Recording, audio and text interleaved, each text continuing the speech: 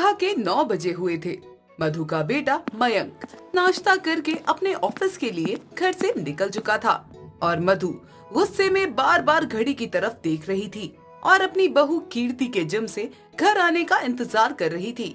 ऐसे ही मधु गुस्से में बैठे बैठे बोलती है, आ जाने दो, आज इसे अच्छे से बताती हूँ इसको।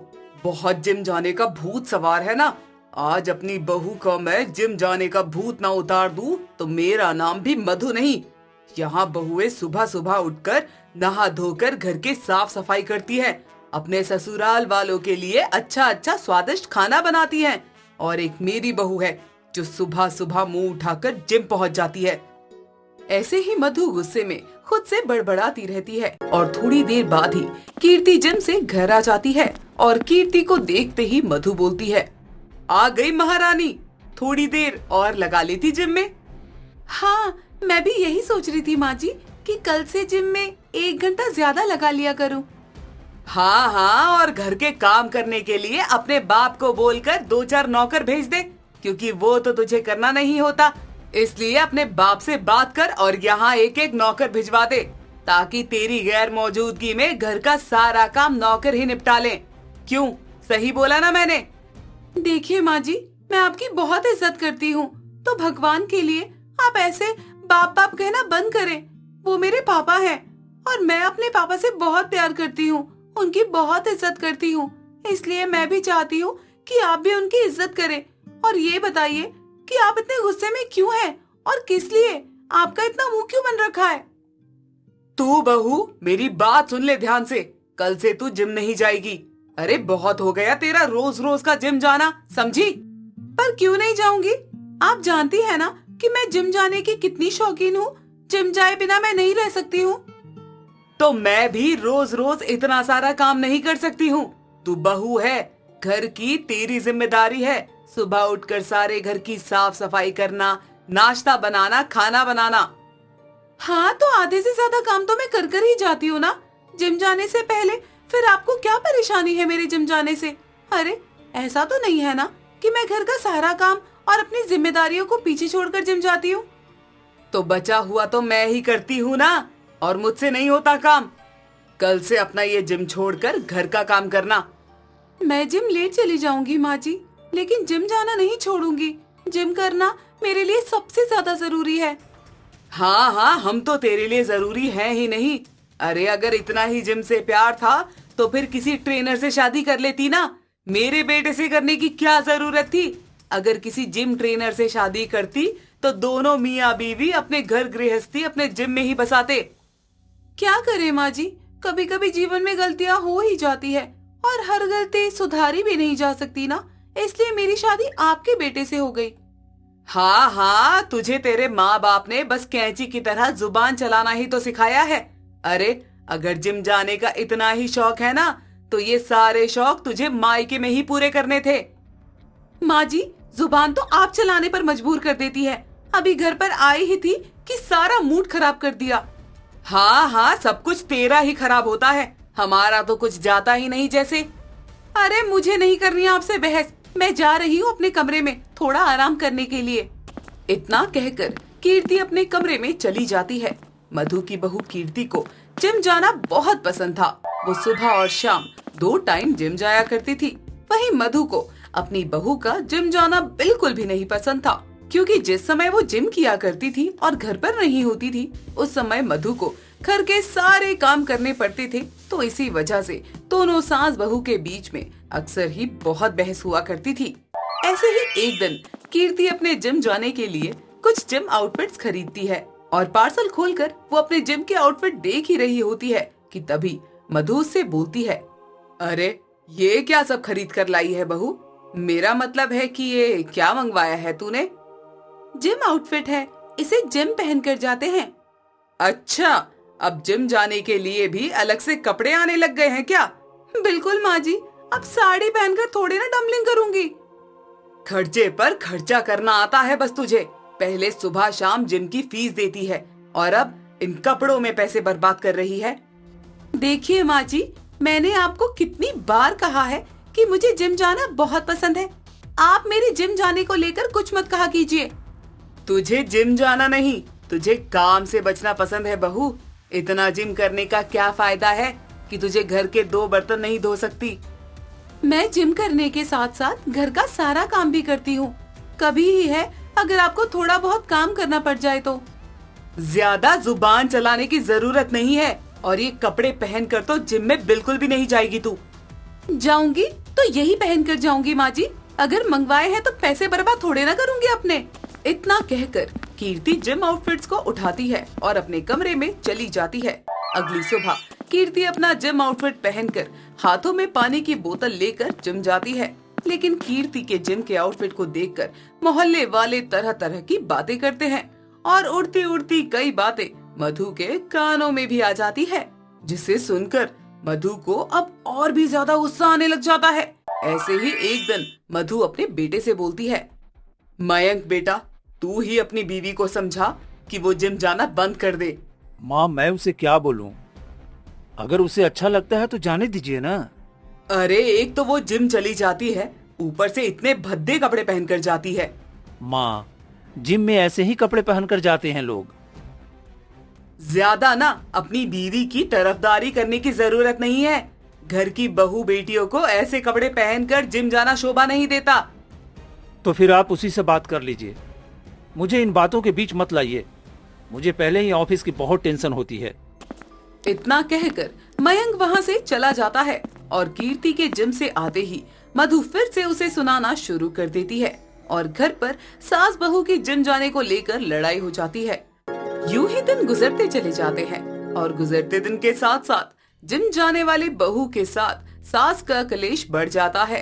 अब ऐसे में कीर्ति ठीक से ना तो एक्सरसाइज कर पाती है और ना ही जिम में अपना फोकस कर पाती है।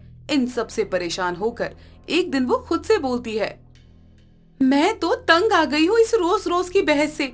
एक काम करती हूँ, कल से घर पर ही जिम करना शुरू कर देती हूँ। कम से कम माँ जी की चिक-चिक से तो बच जाऊंगी।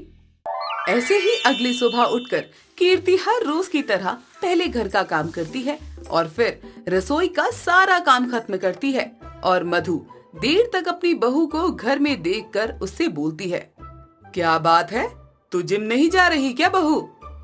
माँ जी, अब से मैं घर पर ही जिम किया करूँगी। अच्छा, वो किस खुशी में? जिम वालों ने तुझे धक्के देकर निकाल दिया है क्या जिम से बाहर? जिम वालों ने नहीं निकाला माँ जी, लेकिन आपने बोल बोल कर मेरे कानों में से खून निकाल दिया है। मेरे बस की नहीं है रोज रोज आपसे बहस करना, इसलिए मैं आपसे घर पर ही जिम किया करूँगी। चलो बढ़िया है, इसी बहाने कम से कम मुझे काम तो नहीं करना पड़ेगा। इतना कहकर मधु वहाँ से चली जाती है। कीर्ति भी अपने जिम के आउटफिट पहनती है और छत पर जाकर जिम करना शुरू कर देती है। दिन गुजरते चले जाते हैं, और अब क्योंकि कीर्ति सुबह शाम छत पर जिम करती है, इसलिए आस पड़ोस के मोहल्ले वाले सुबह शाम बस कीर्ति को ताड़ने के लिए छज्जे से लटक जाया करते थे और टुकुर टुकुर कर उसको देखते रहते।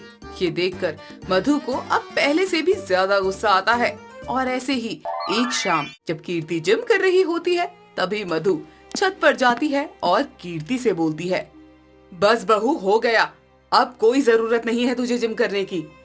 अब क्या हो गया माँ जी, अब क्या दिक्कत है आपको? देख नहीं रही ये आस पड़ोस के लोग कैसे तुझे घूर घूर कर देख रहे हैं? अगर लोग देख रहे हैं तो इसमें लोगों का कसूर है, ना कि मेरा। इसलिए तो देख रहे हैं क्योंकि तू दिख ऐसी रही है। अगर तुझे जिम करना है तो घर के अंदर कर लेना, अपने कमरे में कर ले। माँ जी, कमरे के अंदर जिम कौन करता है, आप ही बताइए भला। अगर नहीं करता तो फिर कोई जरूरत नहीं है सुबह शाम छत पर जिम करने की। जिम करने के नाम पर तू हमारा तमाशा बना रही है, और अपनी इस इज्जत का तो फालूदा बना ही रही है, वो अलग है। ऐसे ही मधु कीर्ति को खूब सुनाती है। मधु की बातों से कीर्ति को जबरदस्त गुस्सा आ जाता है, और वो गुस्से में नीचे चली जाती है। और उस दिन के बाद ना तो कीर्ति जिम जाती है और ना ही छत पर जाकर सुबह शाम जिम करती है। दिन गुजरते चले जाते हैं, लेकिन अब भी मोहल्ले वालों का कीर्ति को लेकर बोलना ऐसे ही चालू था। और ऐसे ही एक दिन जब फिर से मधु कीर्ति को लोगों की बातों में आकर सुनाने लगती है, तभी कीर्ति गुस्से में बोलती है, माँ जी, आज आप फैसला कर ही लीजिए कि आपको लोगों के साथ रहना है या फिर मेरे साथ।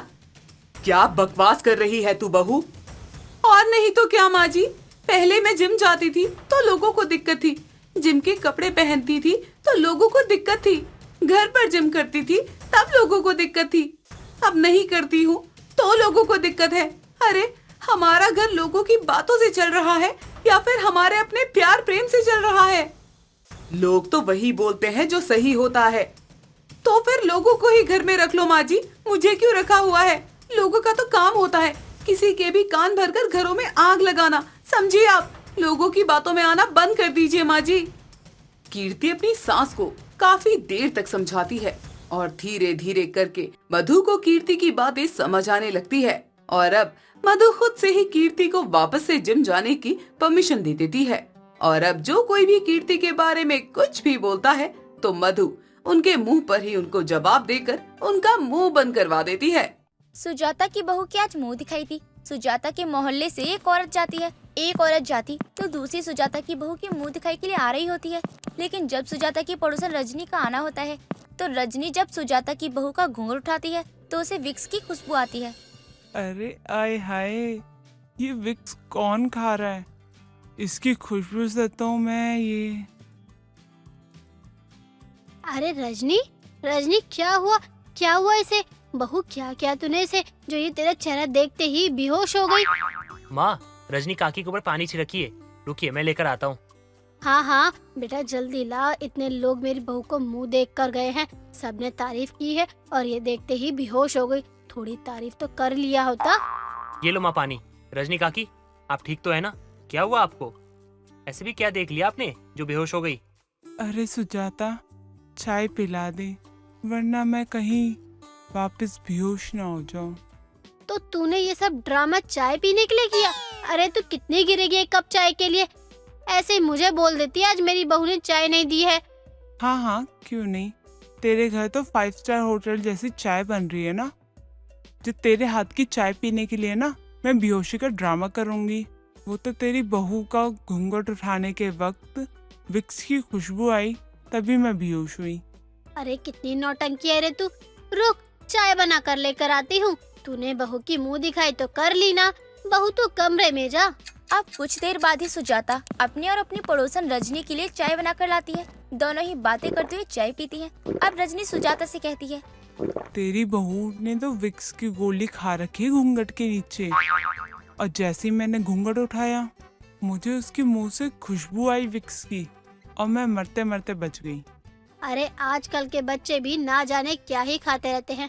चल छोड़, मुंह फ्रेश करने के लिए खा रही होगी, गले में किचकिच होगी। हाँ हो सकता है। वैसे तो सही कह रही है, तेरी बहू तो गाना बहुत अच्छा गाती है और तूने अपनी बहू को गाना गाने के लिए नहीं कहा? नहीं कहा, किसी और दिन सुना दूंगी, तू टेंशन क्यों लेती है? ऐसे ही समय बीतता है। धीरे धीरे सुजाता को भी पता चलता है कि उसकी बहू कुछ ज्यादा ही विक्स की गोलियां खाती है। तभी एक रोज सुजाता चाय पी रही होती है कि तभी उसे चाय से विक्स की स्मेल आती है। बहू चाय में क्या मिलाया जो इतनी स्मेल आ रही है? वो माँ जी, आपने ही तो कहा था कि आपको गले में दर्द हो रहा है, तो मैंने भी चाय में तुलसी अदरक डाल के चाय बना दी। आपको पसंद नहीं आई क्या? चाय तो ठीक है लेकिन तुलसी तो घर में है नहीं और अदरक कल ही खत्म हुई है, आज बाजार से लाने भी जाना है। माँ जी, ये सब तो मेरे पास हर वक्त रहता है। ये देखिए कितने सारे विक्स की गोलियां हैं। तो बहू तूने चाय में ये डाला था? तूने चाय में विक्स की गोलियां डाली? हाँ माँ जी, चाय में मैंने विक्स की गोलियां डाली हैं। वो क्या है ना, आप ये पहली बार पी रही हैं तो आपको थोड़ा अजीब सा टेस्ट लगेगा, लेकिन कोई बात नहीं, आपको विक्स की गोली वाली चाय बहुत पसंद आएगी। चुप कर, चाय में कहीं विक्स की गोली डाली जाती है क्या? तेरा दिमाग तो ठीक है। अब गुस्से में सुजाता जैसे ही अपने घर से बाहर जाती है कि तभी उसे रजनी मिल जाती है और रजनी सुजाता को अपने घर लेकर जाती है और चाय पिलाती है। अरे अब तो तेरे घर पे आना दुश्वार ही है। ये क्या तरीका है, चाय में विक्स की गोली? अब देख सुजाता, तू सास है और तू अपनी बहू को ना काबू करना सीख ले, वरना ना बहुत दिक्कत हो जाएगी। हाँ ये तू सही कह रही है, चल चलती हूँ, देखो क्या कर रही है। खाना बनाने का भी समय हो गया है, कहीं खाने में भी विक्स की गोलियां का तड़का ना दे दे। एकदम 100% सच कह रही है तू। जा जा, देख कर रही है, तेरी बहू ना काम ना काज की दुश्मन अनाज की है। सुजाता अपनी बहू को बहुत ही प्यार से समझा देती है कि वो विक्स ज्यादा ना खाए और ना ही चाय में डाले, और अगली बार से उसने ऐसा किया तो सुजाता उसे उसके मायके बैठा आएगी। लेकिन सुजाता की बहू भी कहाँ इतनी जल्दी अपनी सास की बात मानने वाली थी। अब अगले ही रोज सुबह सुबह सुजाता को खबर मिलती है कि उसकी पड़ोस में कांता की सास नहीं रही। अरे बहू, तू नहीं है, लेकिन यहाँ मोहल्ले में किसी की भी मौत होती है तो उसमें सभी परिवार शामिल होते हैं, तो खाना पीना आने के बाद बना लेंगे। अभी वहाँ चल, वहाँ से होकर आते हैं। जी माँ जी, मैं भी चलती हूँ।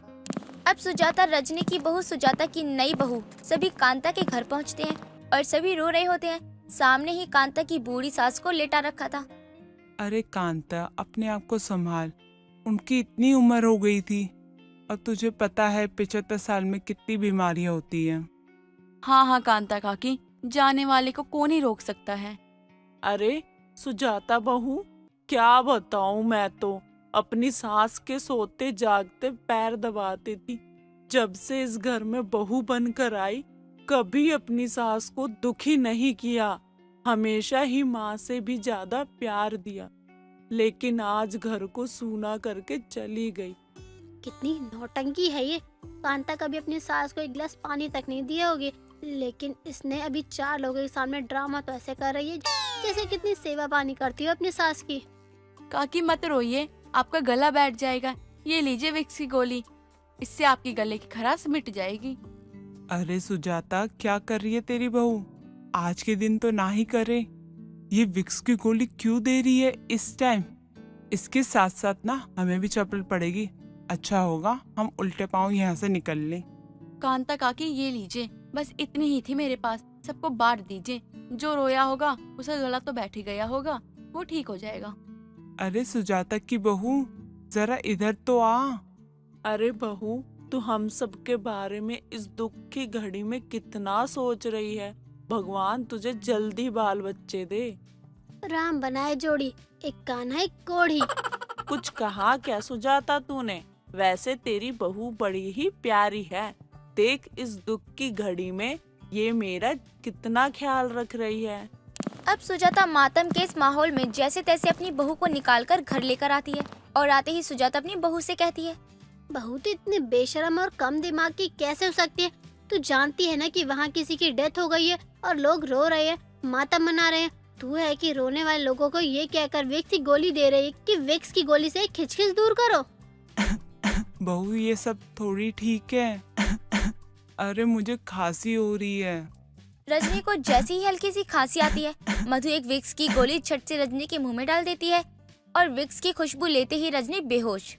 अरे ये क्या किया तूने? इसे विक्स की गोलियों से एलर्जी है। रजनी उठ, रजनी छोड़ दे, खुद उठ जाएगी। तब तक तू मेरे सवालों का जवाब दे। माँ जी, ये तो मैंने उनके गले को देखते हुए दिया ना, लेकिन आप कहती हो तो मैं नहीं करूँगी आगे से। नहीं नहीं बहू, तू ऐसे नहीं सुधरने वाली, और तेरा इलाज है मेरे पास। अभी की अभी कमल तुझे तेरे मायके छोड़ कर आएगा। मुझे नहीं चाहिए विक्स खाने वाली बहू। माँ जी, ये क्या कह रही हैं आप? एक विक्स की गोली की वजह से आप मुझे मेरे मायके भेज देंगी? ये तो गलत है ना। माँ बिल्कुल ठीक कह रही है, तुमने हमारा जीना हराम कर रखा है। जब तुम ये विक्स खाना छोड़ दोगी ना तो मुझे बता देना, मैं लेने आ जाऊंगा। अब कमल मधु को उसके मायके छोड़ने के लिए तैयार होने को कहता है। इधर रजनी को होश आता है। अरे कहाँ है तेरी बहू जो विक्स की दीवानी है? अरे बाप रे, तेरी बहू किसी दिन जान ले लेगी हमारी। उसे तो मायके के लिए रवाना कर दिया, तू चिंता मत कर। मैं भी सुजाता हूँ। जब तक इसकी विक्स की गोली खाने वाली आदत नहीं जाएगी, तब तक मैं भी इसे मायके से यहाँ आने नहीं दूंगी। अब कुछ दिन बाद मधु खुद ही अपनी सास को फोन करती है कि उसे ससुराल आना है और उसे विक्स की गोली खानी भी छोड़ दी है। तो सुजाता अपनी बहू को उसके मायके से बुलवा लेती है।